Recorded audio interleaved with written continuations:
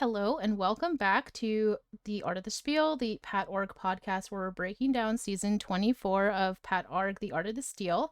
And I'm very excited to have two new guests on today. First with me is Henry, the fan favorite from season 22. Welcome in, Henry. How are you doing today? Doing great. Is this the Floyd Appreciation Society? Did I make the right turn here?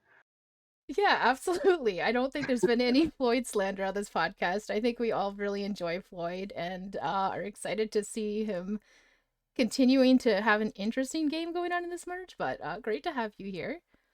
Thank you. Thank you. I'm glad to be here. Awesome. And also with us today, we have our first guest from season 24, the current season of PatORG with us. We have my draft winner pick. It's Chase. Chase, welcome in. How's it going? Well, I was doing great, and then you said you picked me for your draft, and now spirits are going a little low. I feel a little bad, but you know what? It's just for fun at the end of the day. So I'm doing wonderful. I'm glad to be here, and glad to break down what's happening in this wild game. Things are going nuts right now. Yeah, I'm so excited to have you in particular since you have some really unique insight into this game and don't feel bad about the draft thing. Like honestly, it was meant as a compliment because I had faith of you in you before the game and I still have faith in you. So I'm excited to break things down with both of you today. So where we sort of left off in the last episode is we've merged here at 13 and we kind of broke down the positioning of everyone on the Smithsonian tribe with Will and Steven. But this vote here, it was kind of a messy one, so I'm excited to break it down with you guys. I think there's still some things we're unclear about, like that kind of hinky vote we got from Floyd, that kind of thing. I'm sorry, from Chris. But yeah, I'm definitely excited to break that down with you guys. But before we do, the first thing I want to talk about is the first auction item at the merge, which is the Last Supper. And this is one of the items where multiple people can purchase it for a set amount, $200. And we see a bunch of people buy it. We see some people sharing the clue with their alliance mates, etc. And then we see two people ultimately finishing this idol hunt here in Danny and Chris, with Danny finding the idol first. So, Chase, what were your thoughts about this overall hunt, and what did you think about Danny finding the idol here? Of course, I'm excited. Danny found the idol. He was one of my closer allies at the both tribes we were on, and I kind of saw him get into a bit of a rhythm there. I really didn't think it was too much of a hunt once he started getting going. I think he kind of soundly beat Chris by quite a good margin. I don't know if he just knows a lot about art or if his googling skills were up to par that day, but once he kind of got the train rolling, not too many mistakes from him. It was pretty smooth sailing. I was really impressed with how quickly he kind of picked that all up and how easily he kind of just cruised right to that idol. Yeah, I was excited to see Danny find the idol here as well. I was less excited to see him immediately share the command to start the hunt with his closest ally, Gabriel, who's someone Chase also worked with closely on OG Guggenheim. And I was also less excited to see him tell Gabriel when he found the idol as well. Henry, what are your thoughts about like having that sort of trust with someone where you share that type of information? And do you think that was the right move for Danny here? Um, I think I think that like having someone that you like share everything with is really valuable at the beginning of the game to like establish someone that you feel comfortable with and you feel safe with. I'm not sure like exactly if Danny and Gabriel had like a super strong relationship before that or if like it's an attempt to kind of get that going now because I feel like around merge time is when people are like looking more possibly more towards or maybe it's just me and how I kind of approach the merge and think about the merge is that once you get there you're kind of thinking about like what are the reasons for going for this person, what are the reasons for going for that person, rather than necessarily saying oh this is I'm going to establish trust with this person. So if it's like a kind of a new thing that he's trying to do, it might be a little bit late. I don't know. Yeah, that's a good point. And I think something we've seen from both Danny and Gabriel's, they're both very smart players. They're both very strategic, thinking a little bit ahead. But Chase, is someone who worked closely with both of these people on Guggenheim, what are your thoughts about how they've been sort of playing at the merge, and especially this like bond they've created? Yeah, so first things first, I think they were a lot closer at OG Guggenheim than you guys are making out to be. It really seemed like if Gabriel was obviously my number one, but I feel like for him, Danny was up there in the top three. I think they've been close for a while, and my kind of read on the whole Danny sharing all this information with Gabriel was more out of act of desperation. I think both of them are smart players, and I think they both kind of recognized at the same time that they're in a really precarious spot. And it's one of those situations where when one of them goes, I think both of them are going to go back to back. So they just need to be fully on the same page and try to get to the next vote and get to the next vote. So from my perspective, I think that was more of a way of them kind of grounding themselves and being like, hey, we have a tough hill ahead of us, but at least we have some things to make that climb a little bit easier. Yeah. I think it's difficult. I think there's a balancing act whenever it comes to duos. Just speaking from my own experiences that like saying, that whenever you have a duo, it's like one person's going to go and then the next person's going to go, which happened to me and Sarah on season 22, where I got voted out and then Sarah got voted out immediately afterwards, and people had kind of identified us as a duo. Um, and that I feel like super, super strong duos, whenever you're in them, can make you feel safe because you're getting more information than you normally would, and you have two votes to count on. But then I think whenever people identify them, it's super dangerous because people get so scared of them so quickly. Um, in season 22, me and Sarah, Ben, and O, Justin and Patty and Britt, I guess, all kinds. So duos make people afraid of you, even while they're making you feel safe within them, if that kind of makes sense. Yeah, absolutely. I agree completely. I think duos are one of the most threatening things to go up against in a game, and they always appear that way. So that's interesting. We also kind of have the reverberations of this weird, like, at least in my mind, it's weird. Chase, tell me if I'm wrong here. Like, this Danny versus Chris narrative that's been lingering for a little while. We see it coming up actually in the current vote that's about to happen here, but also in this first vote of the merge. So, can you give us a little origin story? Why is there a rivalry between Chris and Danny, and how did that start? I honestly think this whole Danny Chris rivalry is just a really good play from Chris.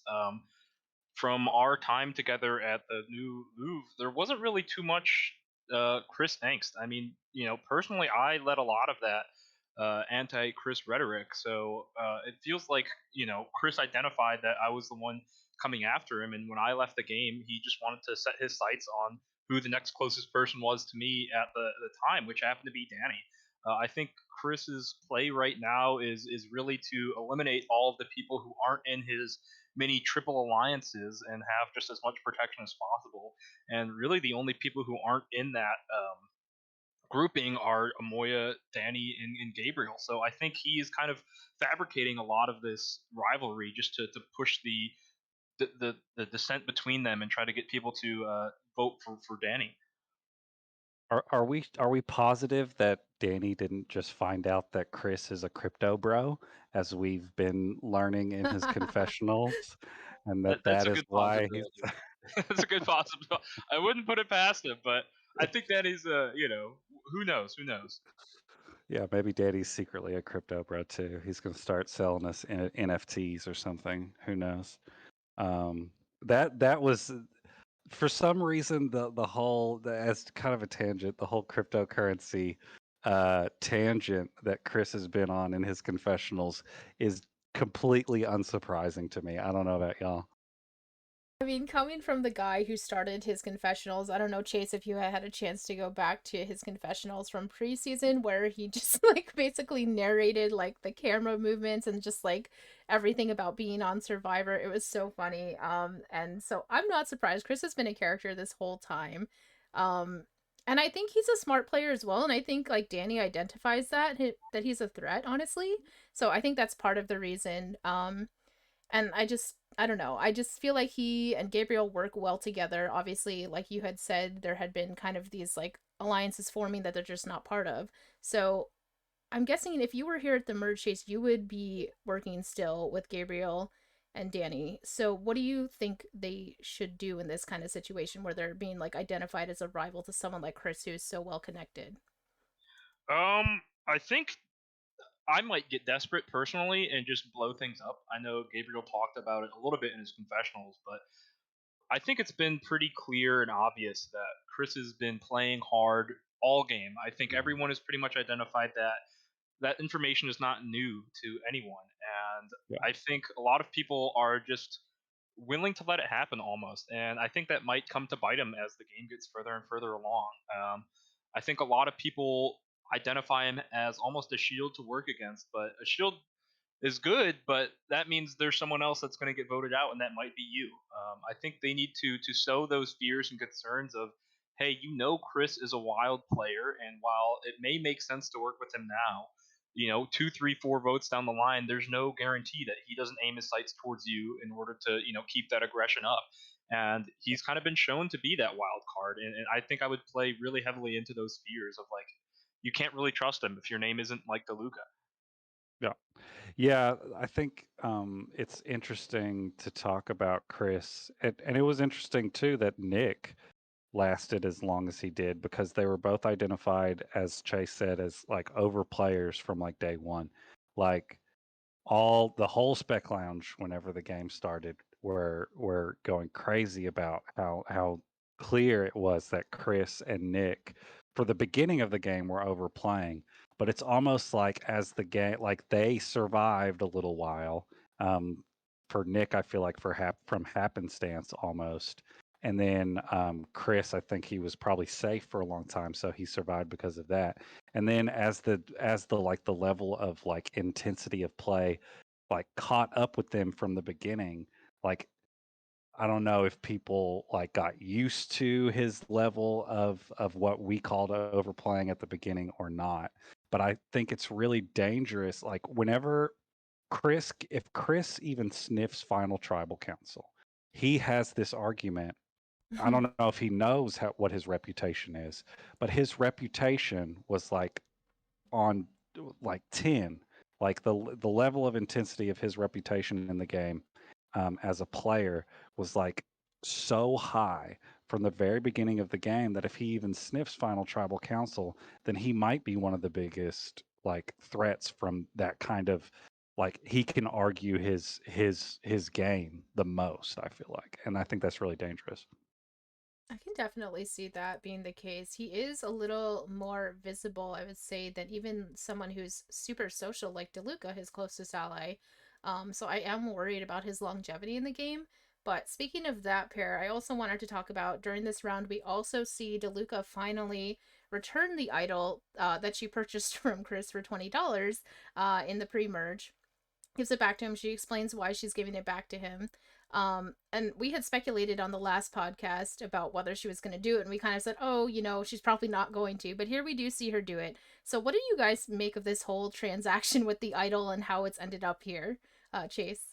My first reaction was a big "oh no, what are you doing" moment. I know that Chris and DeLuca are really close, and they have a lot of voice chats and calls, but I don't think Chris is above when things get tight and the numbers go from 12 to 8 to 5 to cut DeLuca loose. And having her not having that idol, I think, could come to bite her really deep into this game. I really can't see. I know from her perspective, she wanted to, keep the two close and make sure that she was guaranteed to be his number one. But I feel like she's almost underestimating him a little bit. I feel like he would very quickly cut her loose when the time is right, and I think she might have made a mistake here. I think it's interesting that you bring that up because if I remember correctly, whenever he gave away the idol to her, it was because he wanted to ensure, like, I think if I'm remembering correctly, I think he gave his reasoning that he was basically wanting to ensure the survival of a meat shield for him for later, right?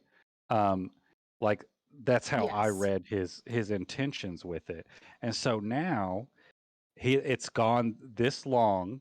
He he gets the idol back from the meat shield around the time whenever he would probably it's not too much further before he would start to say, well, now I have to get rid of the meat shield anyway, because he's already been looking at her in that way. Like the ideal use of someone who's like a big threat standing in front of you is like it doesn't work if you take them all the way to final tribal council. So I don't think he's ever been thinking that he's going to take her all the way. So I think it is a mistake from DeLuca. Interesting. Okay. I don't think we've gotten that much of a hint from either of them in comms or in their cons saying yet that they would cut each other at any point, but I don't think it like they're both gaming pretty hard, so I don't think it's out of the realm of possibility. I'm curious what you both think just out of that pair. Who has more longevity, Chris or DeLuca? What do you think, Chase? I personally think that Luca has longer longevity, despite the fact of all the stuff I'm just saying. If I'm looking at the spots here, I think Chris unintentionally put himself in a little bit of a pickle.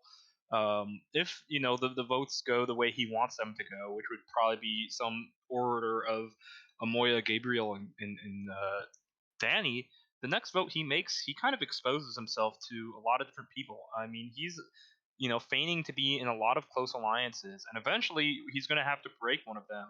And I feel like that's going to shoot a lot of eyes his way. I think he may have overreached just a tad bit with creating this protection around him.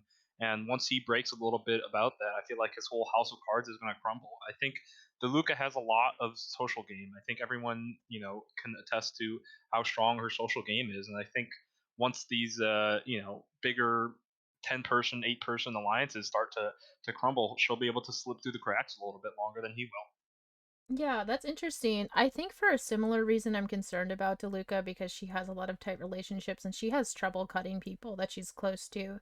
But Chris's name has been way more out there since the merge, so I am a little more worried about him as well. So I would say DeLuca probably has a tad more longevity as of now. What do you think, Henry? Yeah, I think the same basically, especially with the way that, as I've gotten a little bit more experience with orgs, it seems like Chris in the way that I kind of think of it, that he peaked too early. That got his name became very visible and his personality became very visible and all those alliances and all that stuff. And so I feel like early merge, it's very common that like people who are seen as being like very gamey and very much in charge of strategy and things like that are the ones who become the immediate like threats that people want to get out. And like a social threat like DeLuca, like I think everybody in the game knows that DeLuca is a threat to win at the end because of social game, but they're not necessarily like that's not something that's like at the front of everybody's mind right now. But getting people out like Chris might be more at this point. I agree with that completely. Okay, so let's kind of break it down how we get to this Nick vote eventually at the merge. So, first, we have the Word Pyramid Immunity Challenge, and we have this new mechanic in place where the players can decide whether they're going for reward or immunity for every challenge that comes up. And notably, we see Talia do really well in this challenge playing for immunity, and she's in the lead for a while. But ultimately, Cody, someone who's only playing for reward, ends up winning, meaning no one is safe in this first merged tribal council. He ultimately decides to come clean to the tribe and share that he came in first place to avoid appearing like he's being deceptive, which I thought was an interesting choice. So, Henry, what did you think about this overall kind of twist here at the merge and how it played out for this first vote? I like the twist. I think it's really interesting and it gives a different kind of feeling to it. Especially since like a lot of people have the philosophy that like winning a bunch of immunities at the wrong time like creates that threat level like I was just talking about peaking too early, you know. And so maybe Cody had that because I remember a quote from Cody, or something that Cody was talking about as confessionals, where he was talking about like thinking of it as like the quarters of a football game, and he said you don't lose a game in the first quarter, or you don't win a game in the first quarter, but you can lose a game in the first quarter. And I Mm-hmm. feel like he has that same kind of mentality of like he's trying to like he's trying to control his pace of play, right? I feel like he's trying to not go too crazy, not step on the gas too much. He kind of reminds me of Rick a little bit, like maybe being a little bit quiet, like he's being he's solid strategically, he's solid with the people he's with, it seems like, and he's not doing too much. So I feel like he might be that might have played into it where he's like, I don't want to win immunity right at the beginning, you know? And then just because he process of elimination, he was like, well, now I have to come clean or I look even worse for winning, you know. Yeah, yeah, I really agree. I think that what you said about Cody and the way he's playing the game is completely, makes sense with what we're seeing and what I've heard from him just personally. And I also think that he kind of knew that he was safe a little bit for that first vote and didn't really have the need for immunity. And speaking more on the twist, I am kind of curious as to how it will play out long term. Maybe this is too much in fantasy land, but I could definitely foresee a situation in which someone who thinks they're safe doesn't play for immunity, ends up not getting immunity, and all of a sudden they find themselves out the door. So I think having this be a round by round choice is super interesting, and I can see people trying to get a little greedy with it and trying to get that extra cash where they can. And I'm kind of interested to see it how it will play out in these later rounds once a lot of this messiness kind of gets a little bit settled and people start to feel a little bit more safe than they are now. Yeah. It would have been really interesting to see how Brian would have navigated this twist. Um, and I feel like we were robbed a little bit of that because we obviously saw that Brian was winning. I don't know if Chase you noticed this whenever you went back and looked because y'all are on different tribes, I think. But Brian was winning like every reward challenge or nearly every reward challenge. Um, and I think that if he had gotten to the individual immunity and the individual this interesting twist, that would have been interesting to see how he handled it.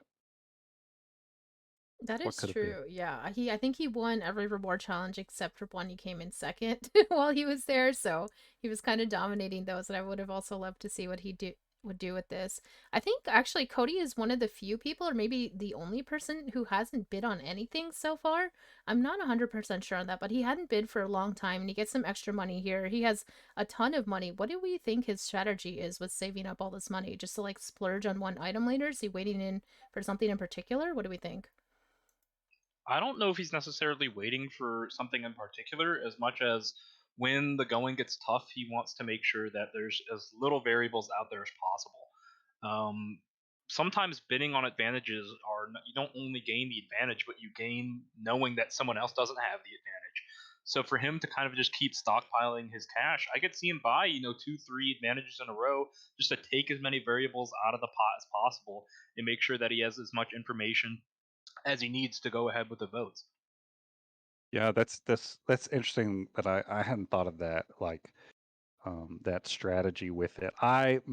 Whenever I first saw the auction twist at the beginning of the season, I thought that the strategy of some of the people who kind of think of things analytically, like it seems like Cody is that he would try and win as many as he possibly could, try and get into a spot where he feels confident that he has the most amount of money left, and kind of the pattern, like, or what you would expect or what you would predict from the hosts is that the really, really good advantage is going to come mid to late game, maybe.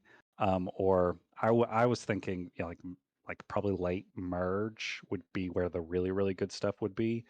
And now we're still auctioning post merge too.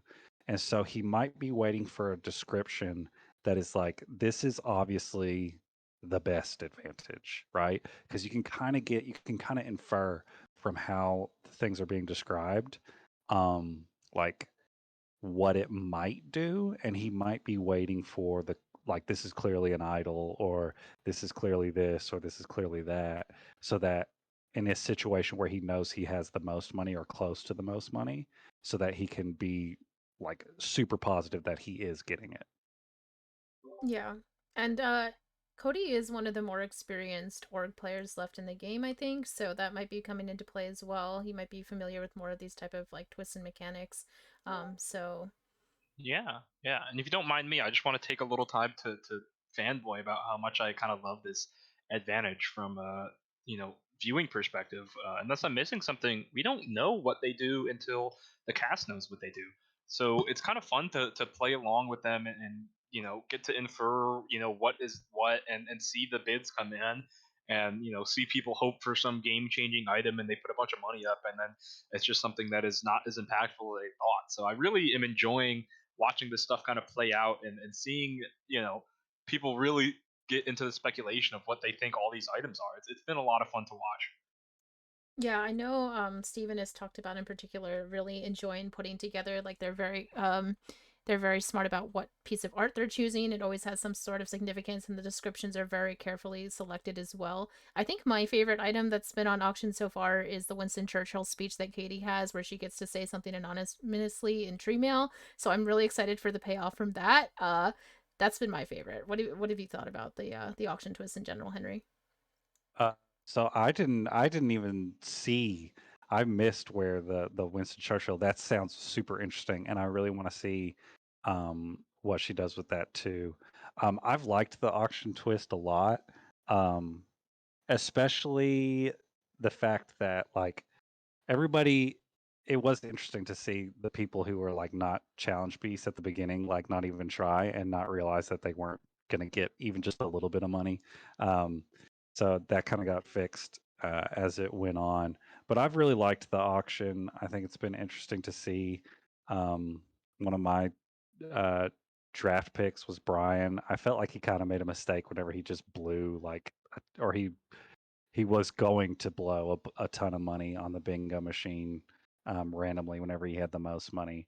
But I've liked the auctions. I think it's added an interesting twist to the game. Though personally, if I was playing, I would not like all of the advantages flying around because, like Chase said, like I feel better whenever I know where things are in the game.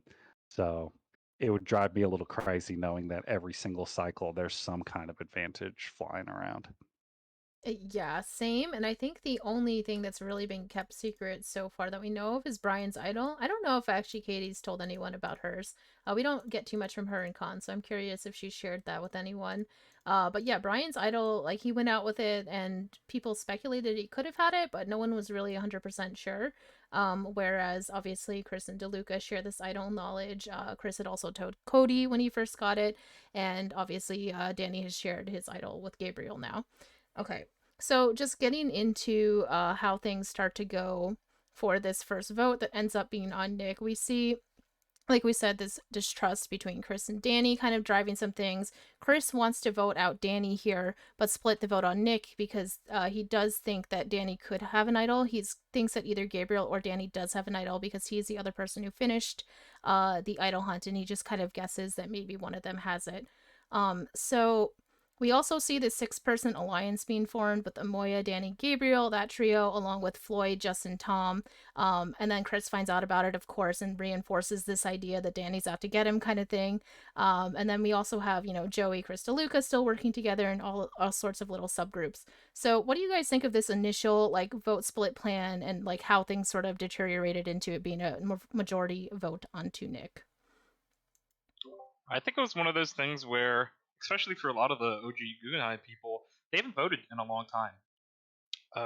And I think they really, really kind of wanted to jump at the opportunity to do all the flashy, crazy plays that everyone wants to do on Survivor. And I think that was kind of what drove this initial split vote thing. And it got all they're like, oh yeah, let's do something cool. And as the time started to tick on, it started to become more and more unrealistic, and people started to kind of get that excitement of a vote out of their minds and start to think, what is best for my plan long term. But it was definitely interesting to see how quickly things went from a split vote to a unanimous vote. I would say normally a lot of times it kind of goes in the opposite direction, where everyone just picks a name that they all agree with, and as clock ticks down to vote time, people start to make these actual sub plans. So it's kind of, I feel like, a flipped voting period as to what we would normally see. It reminds me a little bit of to go from the split and lose, like they lost confidence in the split maybe. Because I think it's dangerous to go into merge and have all these different groups and groupings going in, and some people who have barely like had to vote together even at all, and then say, okay, now we're going to have a big group that's going to work together right after we get together and have a split vote plan. Like that reminds me of in season 23 when Arawak on their first vote was going to split and then realized that they didn't all fully trust one of the people in the split and kind of wanted to back off, but didn't want to signal to her that they didn't fully trust her because it wouldn't make sense why they didn't want to split. But I think from my perspective and from how I'm thinking of it, I just feel like it might have been at the immediate merge boot. It's too early of a time to put a ton of trust in people for a complicated plan like a split vote plan. That's so true. What both of you said. I didn't really think about that factor that you brought up, especially Chase, about like some of these people haven't voted in a while, so they haven't had to really test their trust of each other in a while. So it's a little harder to do that when you're not, practiced in going to tribal. So that's a really good point. So that might have contributed to things here. The split vote plan is sort of relayed to Nick and Talia, who end up locking in their votes for Danny or Dan in Talia's case. And then we see this kind of weird vote from Chris where he votes for Gabriel, which I'm guessing was just kind of because he's concerned about the idols here. I don't know if he told anyone about this. There's like speculation afterwards about like who submitted that vote and things like that. But what did you think of that? Because we don't really get an explanation from him in his cons that I could see. So thoughts about that, Chase? Yeah, I'm just as confused as you guys are because he just kind of did it like early too. He just was like, "I'm voting Gabriel," and that was it. I don't really see where the Gabriel name came out, especially because Nick and Talia were obviously going to vote together. So even if an idol was played, Danny was going to be the one, or whoever Nick and Talia decided to vote for was going home. So it kind of just felt like a odd vote. I and not only did it feel kind of out of the blue, but it kind of keyed Gabriel into the fact that he's not as under the radar as he thought he was, and kind of made him kick into game gear a little bit more. And I feel like he might have spooked him unnecessarily, and now it could be his downfall down the line. I don't know, but I still wish I could hear some sort of explanation from Chris, because logically thinking about it, I can't see a good reason. Yeah, it's very odd, but we could just add it to the pantheon of interesting Chris behaviors, I guess, at this point. Um, and then sort of like the immediate fallout from this vote is Talia's upset, obviously. She's been aligned with Nick since the beginning. She leaves a nice, like, heartfelt message that people react to, and she doesn't like that people reacted to it. And I did feel for her. Like, this is rough to lose her, like, sort of day one ally here. So I don't think it was like something that's going to get her target or anything, but there were definitely commentary and some cons and alliance chats about like the spiciness of Talia coming out. Yeah, and I think it's interesting that she was like I don't know. It sounds like she has a different perspective on the fact that Nick, and I guess Nick has a different perspective on the fact that he had some people he did not communicate with at all, and obviously we don't know like why that is, but like um we obviously knew that from a long time ago on Louvre. I forget what names of people, but there were people who didn't know what Nick was thinking, period, except if Talia said it. And then I think Joey said in his cons, he was like, "Who is Nick? I don't really know who this person is at all." And so, like, I think that Talia kind of overreacted a little bit there because everyone knew that she was friends with him, but but I don't know. It seems like there's a different perspective on it. It made me think that she's thinking that um they were wrong for not talking to him rather than him being bad socially in the game, which from a spec perspective it seemed like his social gameplay was bad, but from her perspective it kind of had a little bit more of a victim stance, so I didn't really understand it. Yeah, and from my time on the swapped Louvre tribe as well, he didn't talk to me like rarely at all. So it felt like talking to a brick wall at times, where I'd have to give information about myself and whatnot, and ask like interesting questions just to get 1 or 2 word responses, if responses at all. So I don't really know where her perception of his social game kind of being better than it was came from, because it kind of felt like he just was closed off in general. I feel like I learned more about Mars in the 2 messages that she sent me than I did about Nick at all.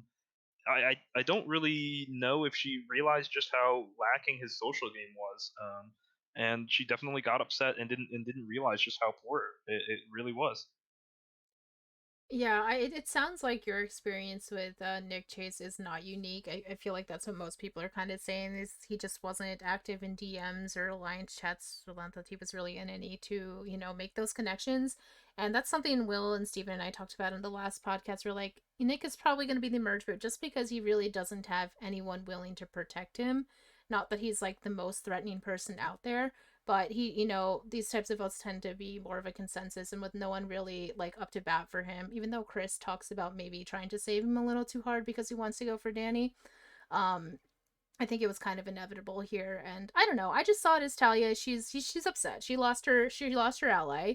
She knows like that these people weren't as close with him as she was. So he's saying like, hey, you didn't know him like I knew him, so don't even try to be sad, pretend to be sad. Which I don't think they really were, but she was in her feels, so I get it. Yeah.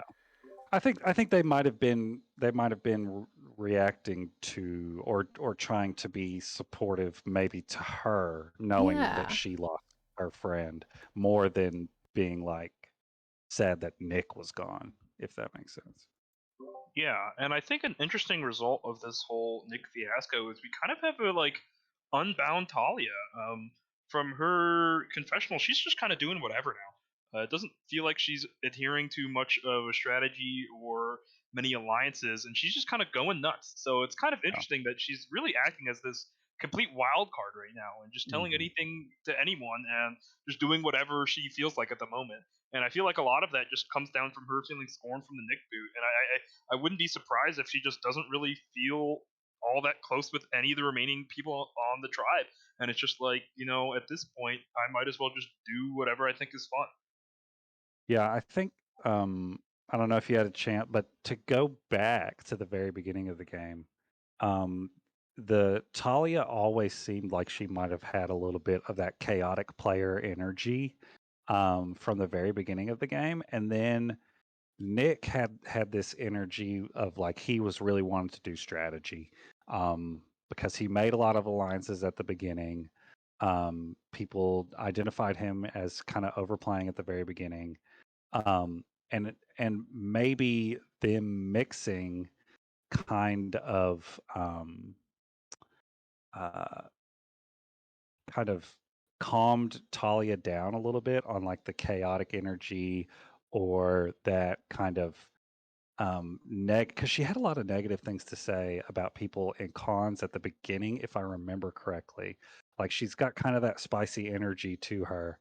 And maybe now that Nick is gone and Nick was kind of seemed to my from my seat like he was kind of trying to be a little bit more strategic, that it makes sense that she's gonna be that kind of free, wild presence in the game again. Yeah, her name is brought up here for the second vote a little bit. I don't know how serious it is. Like we said, there's so much in flux right now with this current vote. But what do you guys like? I agree with you, Henry, that I think Talia has been kind of a chaotic player since the beginning, and she's highly entertaining. And the fact that she even made it to merge is surprising to me. But I'm loving every second of like the Talia experience. So, what do you guys realistically think the best path for her moving forward is. Because I do think she could have some longevity here. I'm worried it might be as a goat eventually if she doesn't have any sort of like actual strategic say in things. She's talking about now about wanting to making moves but not having the power. So what do you think the best case scenario for Talia is? I think that she should lay a little bit low right now because I think she still has time to work on finding a foothold and making moves whenever it matters later on. Um, because it's still, what are we at? 11 or 12? What 12, is it? 12. 12, Yeah. yeah. Yeah.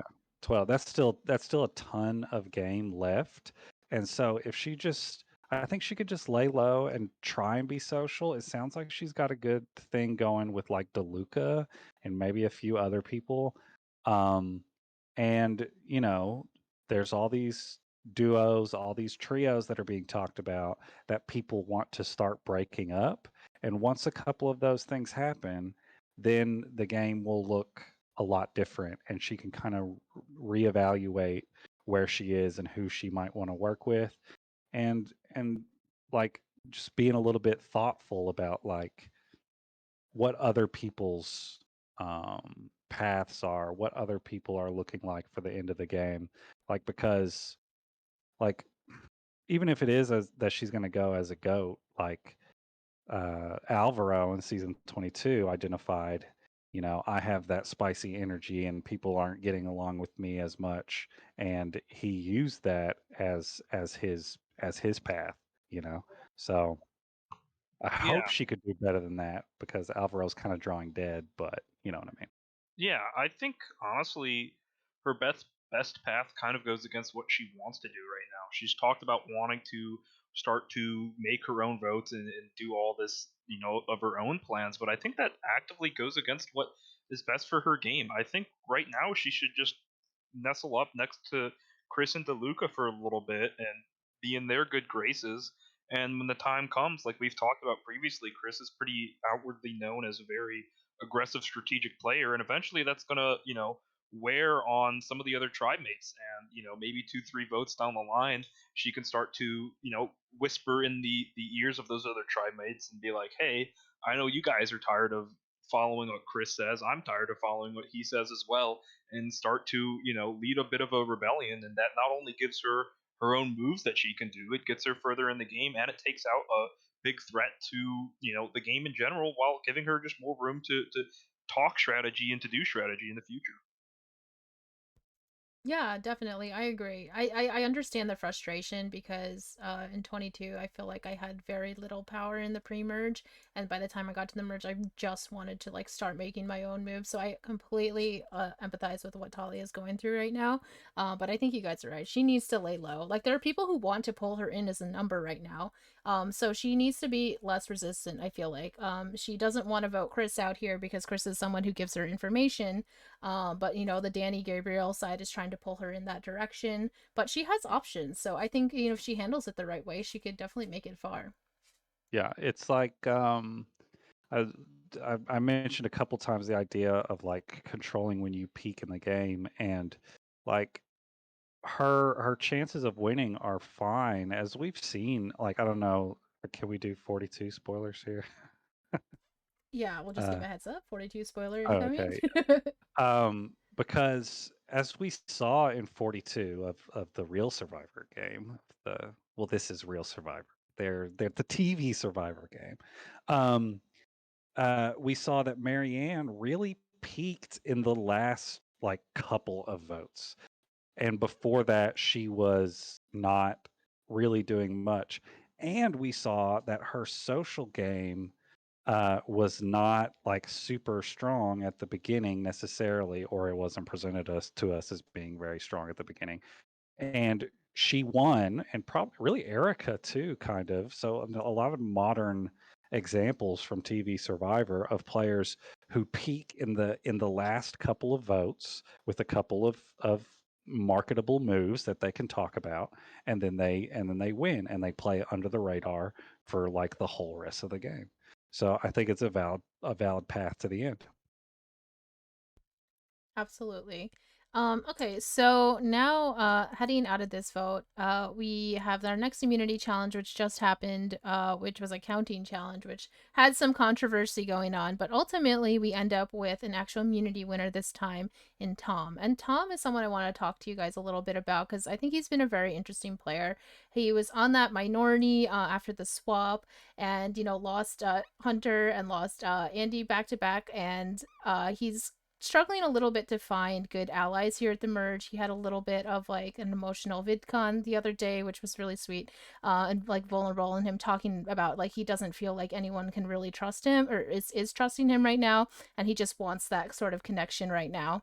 So I'm really glad that he has immunity here, so he has kind of another round to work on those connections. So what have you been making about Tom so far, Henry? I think that at the beginning of, I think that sense of him, I don't know what exactly created that kind of perception of him on Louvre, because I feel like on Louvre he was kind of lagging behind before the swap. Like I remember people being like, "Oh, I don't know what to think of Tom. I don't feel good about working with Tom necessarily." But I think that if he can just find a strategic foothold, I think that he, as kind of like a very likable person in general, has really good winner chances, like low key winner chances. Because I think that he's a naturally likable person like Floyd. I think Floyd is so likable too, which is why I drafted him. I'm the only person that drafted him, by the way, for the record. For whenever you listen to this later, Floyd, maybe. Um, uh, because I think that Floyd is another person who's just super, super likable, but Floyd is maybe like a better version of him right now, because he was kind of playing more low key at the beginning and just establishing relationships and alliances. And there was some hiccup early on with Tom that got him on the wrong side of people strategically or in the game, and he's been struggling ever since in that sense. Yeah, I can still see that struggle as we, go further and further into the merge. It really seems like there's a lot of duos or trios out there, and then there's kind of just Tom. Like he just kind of exists, and he's trying. I mean, he's making alliances when he can and trying to spark old alliances that have seemed to die. But I don't know if anything's sticking. I feel bad for him. It feels like he almost missed the boat with this vote in particular. It feels like people are have been going hard for a while, and he's maybe like an hour 2 hours late. So I'm kind of interested to see how he'll catch up with things, and maybe after this vote, his name doesn't seem to be out there, he can kind of get a stronger foothold on the game, and based on the results of the vote, really choose his path with who he wants to align with, because right now he's kind of out in the open. He doesn't really have a number one to talk to. Yeah, and that's tough, and I feel for him because not having someone where you can trust and share information with is, it can take a toll on you internalizing all of that. So I really hope Tom finds a good foothold because even since pregame, he's been so enthusiastic and so involved with the game. You can tell like very invested, just like day to day. So I really hope Tom can figure something out. Um, and yeah, so we see like some chaotic stuff happening here as we get ready to head into the next vote. Like the Gabriel, Danny, Amoya alliance is like going crazy as they try to figure out what's going on. I think Danny in particular kind of had a wake up call last vote when he got a couple votes because he had said in his cons prior to that, oh, I think Gabriel and I are sort of like this low key duo, which now he realizes that's not at all the case, which I think is good to have that awareness, but he's worried about his longevity now in the game. So also, just before we get into more vote stuff, I wanted to mention that Danny gives Gabriel $100 in this round to give him more money to bid for the auction item, which is this Victorian cast iron pig. And Gabriel ends up winning this item, which basically allows him to forego a vote at any tribal council. So he'll lose his vote in a tribal council and store it for a later one. And it can be used last at final 7 to lose your vote and use the extra vote at final 6. So, Henry, what are your thoughts about this auction item? Whenever I saw it and knowing, like seeing Gabriel talk about it and talk about Danny's idol too, I think that it obviously pairs really well with the idol, because if he and Danny are really working strongly together and they know that like maybe on a tighter vote where there's not going to be it's available to be a split because Gabriel will not be voting against Danny, and they make that known, then Danny could play the idol, um, and then Gabe's vote doesn't matter, and they would know that it wouldn't matter, and they could store it for later. And then all of a sudden, they are three whenever the votes are tight anyway later on. So I think it pairs really, really strongly with the idol, um, which they just happen to have. So that's good for them. Yeah, I think it kind of gives them almost a last little sucker punch they can throw out when things get super desperate for them. I think just based on the way that things are going, they might have to use both the idol and the lose a vote a little earlier than they might perhaps want to do.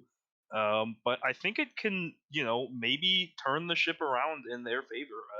Right now, it kind of feels like all the walls are collapsing in on them. But if they can time this properly within the next vote or two, they can really, stick it to the opposing alliance, I guess, and start to regain control of this game. I think the timing window is really small, though. They have to be really quite precise with this, or else I think it's just going to be too little, too late. Yeah, this is a very precarious vote, especially for the two of them. I think they've sort of been like reaching out, like, okay, you talk to Tom, you talk to Floyd, you talk to someone else, just like try to make those connections. I think there's Talia, someone they're trying to work with as well here to get Chris out, even though she's a little hesitant to jump on that. So the way these like little groups have been forming and things, where do you guys see like this vote ultimately ending up, and who do you think is going to come out on top, like strategically? Who's going to call the shots ultimately for this vote? Do you think? I think it's going to be more of the same in terms of Chris kind of being the ultimate one to call the shots. I feel this vote is eventually going to go Amoya's way. I feel like her days or her days in this game are numbered. Sorry about that. And I think it's an interesting choice, at least from what I've seen. It seems like he personally wants to go Gabriel, but everyone else is kind of not okay on that, so they're kind of defaulting to Moya. But I think it will be. I don't know how good it will be long term for for him. Moya's kind of been a non-factor in a lot of ways, and I guess his thinking is it's more of just like a automatic number for Gabriel and Danny, but I think long term he needs to start thinking about who is easy competition in terms of the next few like later votes, and kind of getting rid of all the less strategic eyes, and keeping only the strategic people around is going to make his end game a little bit harder than he wants it to be. There might be a little bit of a fear that's similar to what went on with the Brit vote in season 22, where we knew because Chris strongly suspects that Danny or Gabriel has the idol, right? And in the case of the Brit vote on 22, we knew that Justin and Patty both had idols. And the preferred target, of course, was Patty or Justin.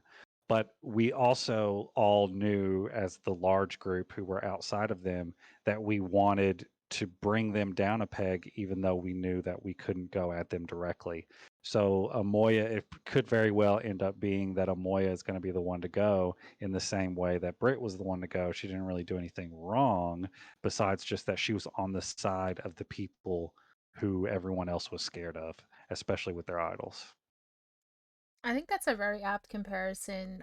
Amoya could end up being a collateral vote here, which is sad. I would not like to see her go out like this because I do think she had some potential to make it a lot further in the game.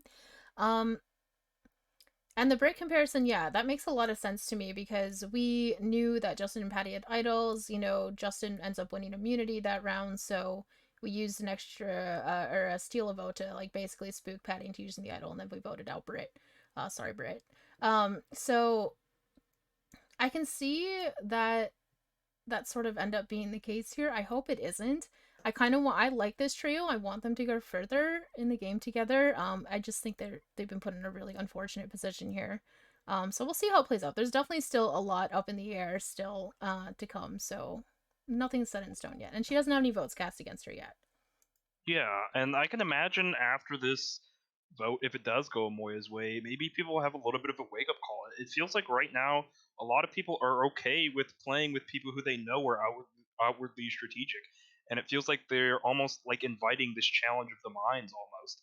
And maybe after this Amoya vote, they'll start to do a little bit of math in their head and realize, hey, is this the best thing to do for my long term, survivability in this game? And maybe they might want to do the whole Amoya Gabe Danny in some order now, but after the Amoya vote, be like, I need to start thinking about how I get to the end, not just about how Chris gets to the end. Oh. And whenever it comes to Amoya being pretty under the radar, I think it's another one of the interesting balancing acts about Survivor is that it's like, yeah, Amoya is not necessarily someone who's going to be like competing with you strategically or like going against you really hard or like coming up with a bunch of plans and playing hard at the merge, but she's also a person that is taking a spot, right? And it's such a hard balancing act where you see sometimes that people are all worried about the big threats, the big threats, the big threats, and then all of a sudden the majority of people left in the game are the under the radar threats, and there's like one or two big threats left, and then who's going to go? It's going to be a big threat. So there's also the aspect that sometimes leaving people around like Chris over Amoya, right? Or even Danny over Amoya or someone like that who's been more active in throwing out names or doing those types of things, that the argument will always be easier to make to get out someone like Chris than it will be to make to get out someone like Amoya, because you can just be like, hey, we've all been saying that Chris is playing hard forever, so let's do it now. And with Amoya, it's like, well, she's under the radar, you know. So there's bouncing. Yeah, very very true. That's a great point. Um, Before we wrap up, I know we haven't talked as much about some of the more players who haven't really had their names mentioned this round. Someone like I guess Floyd, or Joey, Katie, etc. Even Justin. So, is there anything about those other players that you guys want to mention about their longevity in the game or how you see them doing? I know Henry, you're a big Floyd stan. Yeah, Floyd is about to win, first of all. But I actually, whenever I made a few notes, and I was thinking that looking at Guggenheim, I was like, Chris is in two trios, right? And my hot take prediction right now is Chris is in these two trios, DeLuca, Joey, Chris, and then the K trio, right? And I feel like I feel like the winner is in one of those trios, and it's definitely not Chris, right? Because Yeah. they are people like Joey, Katie, Cody are like these perfectly middle of the road players who are fully capable of like pulling off a really good move and then sitting at final tribal and getting all the votes. Yeah, it's almost like you read my mind. Right when she asked that question, I wanted to talk about Katie a little bit more. I think she's in a wonderful spot in this game right now. I think a lot of people don't see her as this big active threat, but a lot of people like her and trust her. I think she can really, really go far, and I think she just honestly has a pretty good shot to win the game at this point. I know it's early, it's at final 12, but I'm just going through the votes in my head, and I don't see a vote in the next 5 or 6 votes in which she would be targeted. I really think she's kind of set herself up nicely in this nice little area where she has one, if not two, visible threats ahead of her, and Chris and Cody, and she can kind of ease her way through and get through the votes and have that protection that she needs. I really think she could pull this whole game off, and Cody as well. I think he would have to be a little bit more crafty and make a little bit more moves towards the end just to actually get to final tribal, but I can easily see him taking the whole thing if he gets there. I think it might be a little bit harder for him than it would be for Katie, but I think both of those players are in really great spots right Yeah, and I think Joey is underrated too, like on the other side.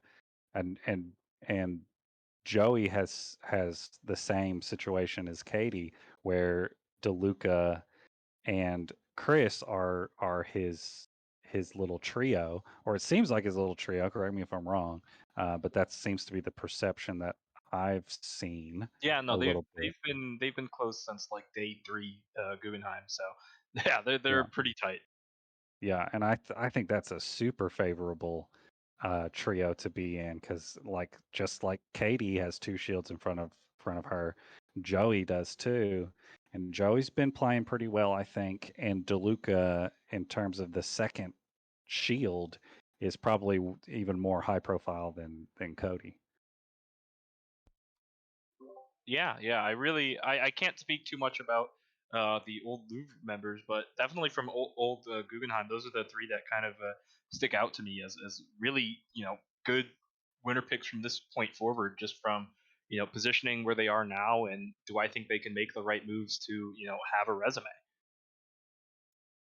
Yeah, those are all excellent points. And I know, Chase, I grilled you a little bit in Spec Lounge yesterday because I'm just like, I want so much more from Katie because I want to root for Katie so bad because I can tell she's in such a good spot.